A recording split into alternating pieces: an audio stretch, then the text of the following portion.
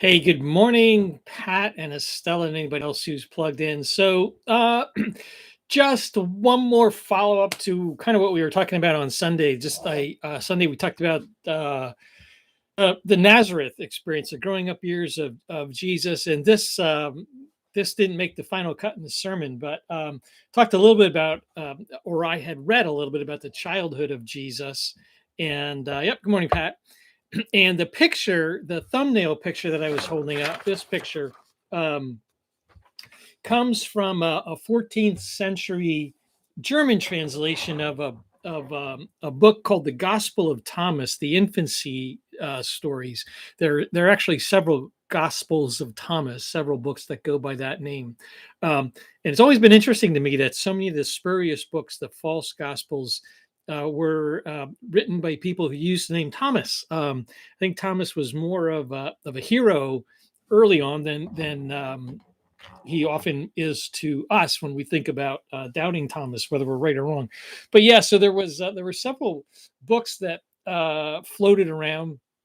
One of the earliest ones, I think the one that talks about the infancy narratives, probably comes from roughly 180, so 150 years or so after Jesus. They were all rejected, even in their own day, as being fiction.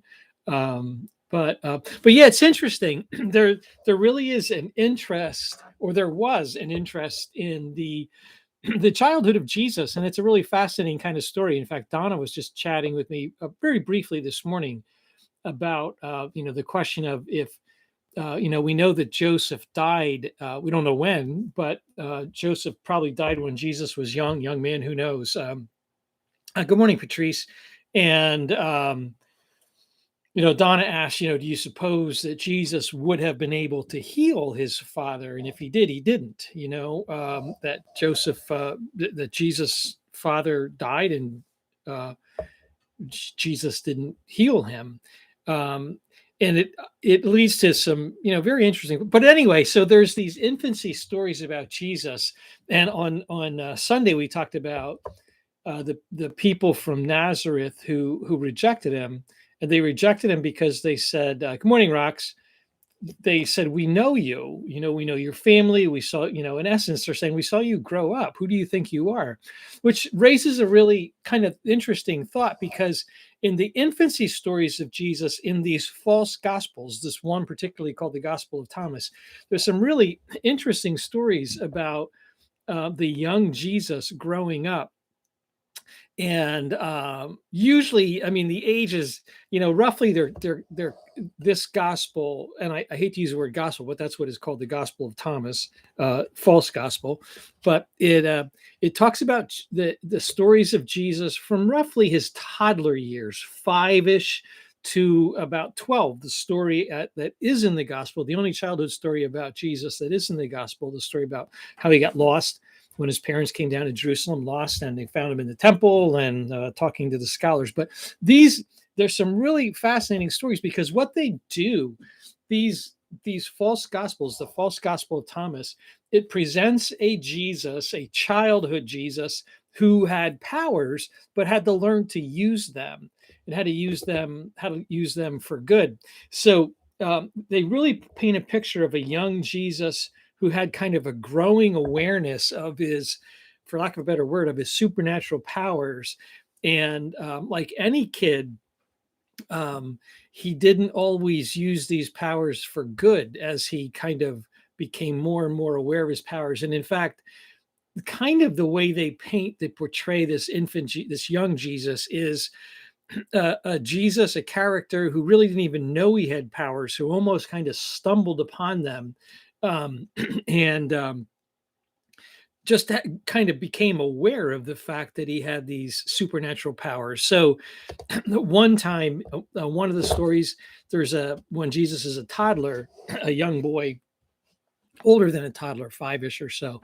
He's carrying water. I think he was carrying water. One of his friends was carrying water, and this other boy deliberately spilled the water that Jesus was carrying, or that he was.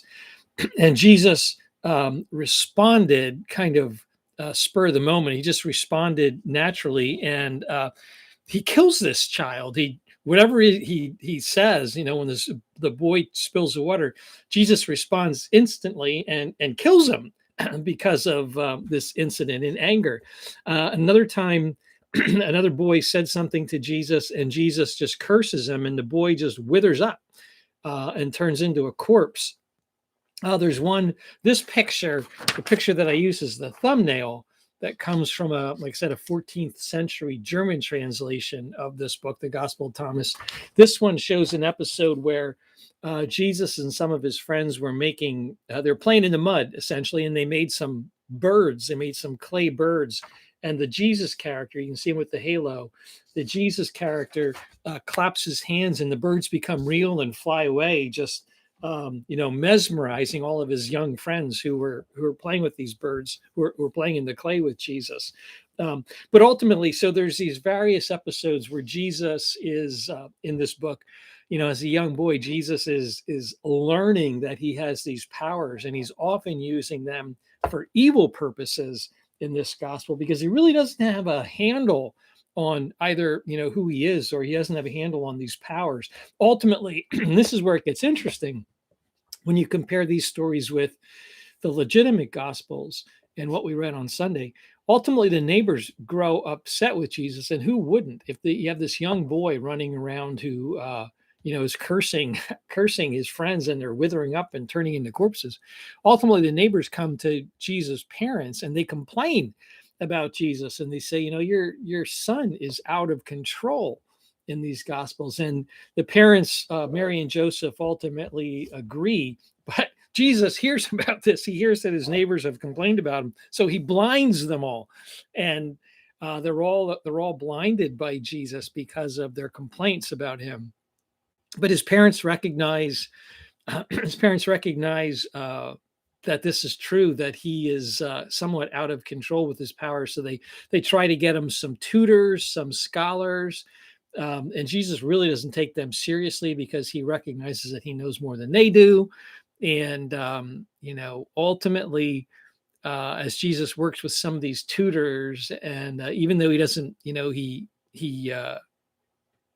there's this mocking sense that he has towards them, if that's the right word, because in his view, he's more of a scholar than these guys are. But ultimately, Jesus starts to recognize that his powers can be used for good. There's a couple stories, one where I think it's a brother, I think one of his brothers, there's a story about this brother's bitten by a snake and Jesus heals him. Another time, a young boy, a friend of his, falls off a roof and I think dies, and Jesus resurrects this boy, etc. So he starts to recognize that his powers that he has can be used for good purposes, and he starts to grow and mature, etc. But anyway, so that's this false gospel that's circulated. As I said, probably around, if we have a good handle on it, 180 AD. So, say 150, 140 years after Jesus was resurrected and ascended to heaven. And like I said, it was even in its own day, it was immediately branded as fiction, as a spurious gospel. But this is what's interesting to me. There really was this curiosity and this fascination about the childhood of Jesus. And I admit, man, I wish we had more biblical stories. I wish we knew more what it was like for Jesus to grow up, what his childhood was like.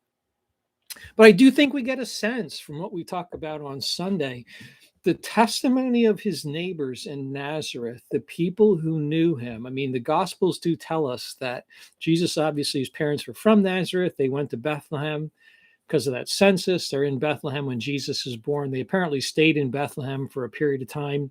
By the time the wise men show up, they're living in a house. The wise men go to the house, and we know from their testimony that Jesus is somewhere, under 2 years of age at that particular time. And then, as you know, after the wise men, they flee to Egypt to escape Herod's wrath.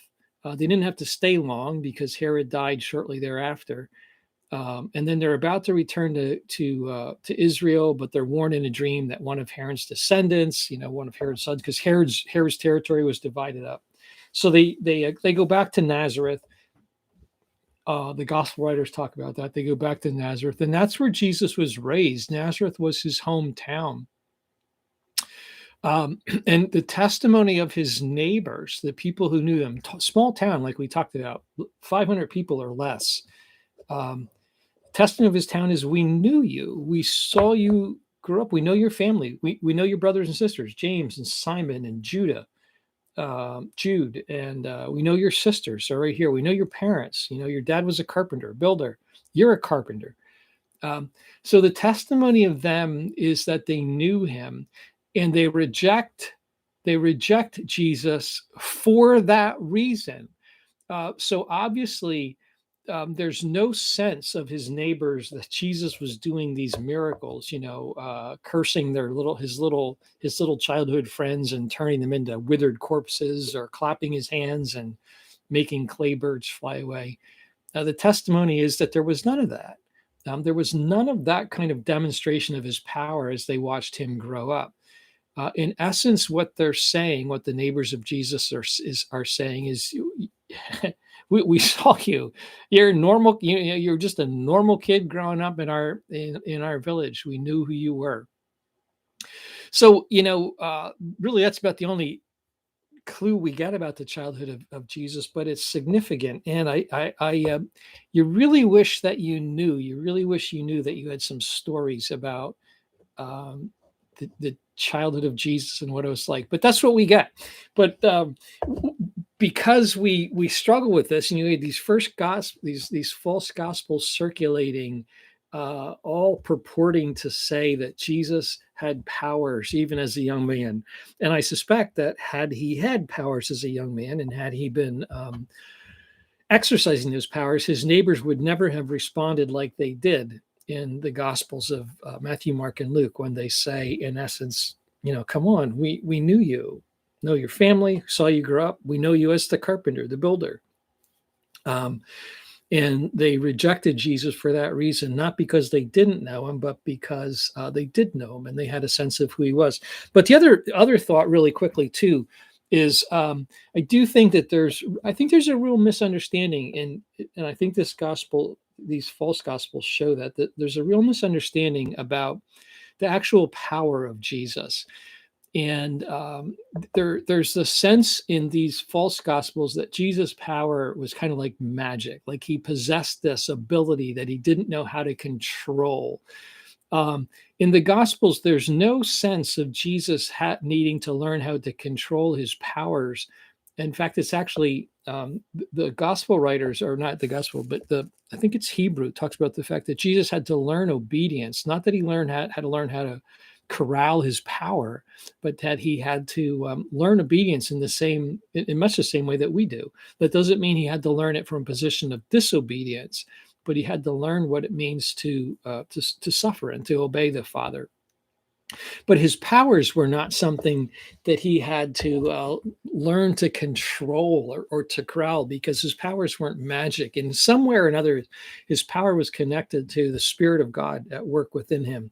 There's a saying, when you think about it, and this is something we miss, but this is consistent. This is very consistent. I've been working my way through all three of the Gospels, Matthew, Mark, and Luke, the Synoptic Gospels, because I'm looking this week about the opposition to Jesus, and I'm trying to get a handle on those people who are opposed to Jesus.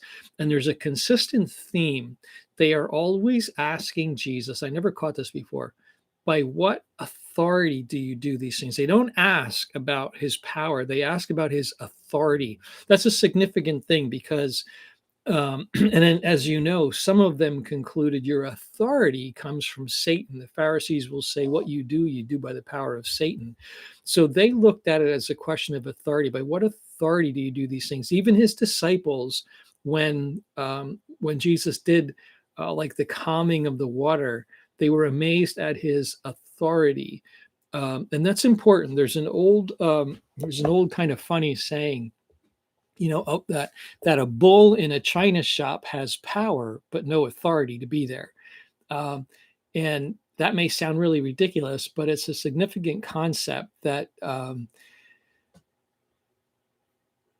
that Jesus power wasn't something that he possessed that he could use arbitrarily, but that it comes from a certain authority. And the question is, who gives you this power? Where does it come from?